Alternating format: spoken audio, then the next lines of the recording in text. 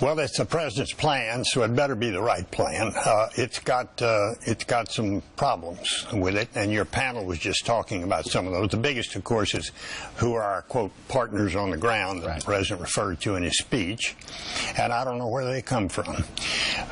When we did this in 1991, that is, built a coalition to accomplish something in the Middle East. 200,000 troops you got? 500,000.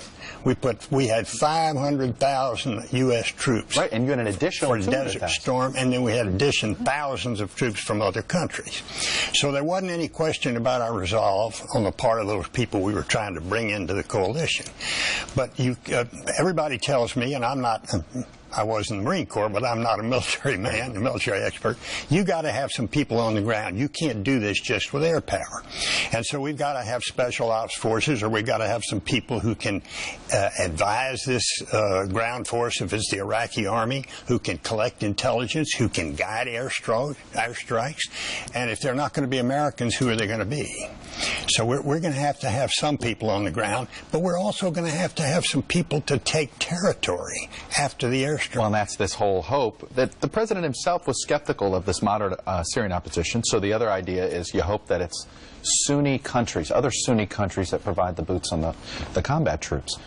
Where's Saudi Arabia? Obviously, it's not coming. Obviously, the Jordanians, the Emirates, the Turks, all of those military forces, all of whom built their militaries with U.S. money, by the way.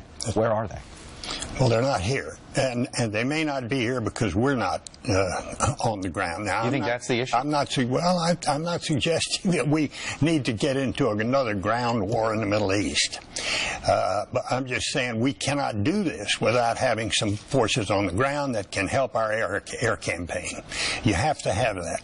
And I'm afraid to say what I think it's going to be. It's going to be U.S. Special Ops forces and people like that on the ground, because we don't have any other forces being offered to us. You know, when you built your coalition, it was one of the things I read was talking about the controversy surrounding, you wanted to bring Syria into your coalition. There were some that were skeptical of bringing in Syria. Yeah. Today, that country that there is a debate about, do you bring in the coalition, is Iran. That's right. If you were Secretary of State right now, would you be, because you were adamant, saying, you know what, they're with us on this. We need them in the coalition. This was about Syria at the time. Right, yeah. Do you feel this? Would you be feeling the same way about Iran? And of course, they not only joined the coalition, they sent troops, right. And some of those troops fought. I would not do that today with respect to Iran for one reason. We've got to prove that we're not jumping in on the side of the Shia in this fight between the Shia and the Sunni. Right. And so we need to have Sunni support. If we bring Iran in at this point, we'll lose that Sunni support. So the coalition focus should be all Sunni. For this purpose, in the long term, the Middle East is mired in turmoil everywhere you look. And in the long term, somebody's going to have to organize a negotiation or a conference or something to deal with these conflicts, because these conflicts foment terrorism. And everybody in the region, every country in the region or in the world, for that matter, would like to see us take out ISIS. But after that's over, there's going to be more coming if we don't do this. We need to pull all the countries of the region together. We need to add the EU, Russia, China, and of course ourselves, and have a discussion and a conference and a negotiation over how we empower the moderate forces in the region, how we limit the extremists in the region, and how we do all of this without further inflaming the Shia-Sunni conflict. The cloud of the Iraq war seems to color everything. It's the reason why the president isn't committing any combat troops into this right now. I know you've been asked this before. The Bush 41 administration chose not to take out Saddam Hussein.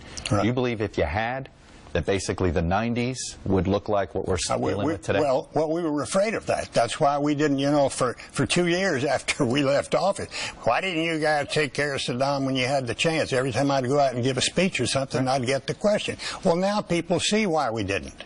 because we were worried about this very thing happening, that there would be ethnic divisions and that the country would split apart. And this is exactly what I'm. So so I take it you don't agree with Vice President Cheney, who said this week again, if he had to do it over again, he'd do the Iraq War again. Well, I don't agree with this. I don't agree that because they did the Iraq War is why we're where we are. I think you can make the same argument about Obama's failure to arm the Syrian opposition earlier, or not leaving a residual force in Iraq. You can argue all those things about the past. The problem is we have a huge issue here. What do we do about it going forward?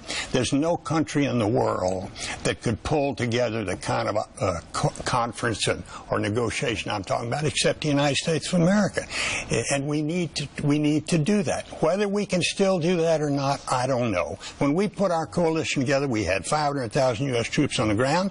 We had a specific goal within a limited time frame, kick Iraq out of Kuwait, and America was respected by its allies and feared by its enemies. We're not there anymore. And oh, by the way,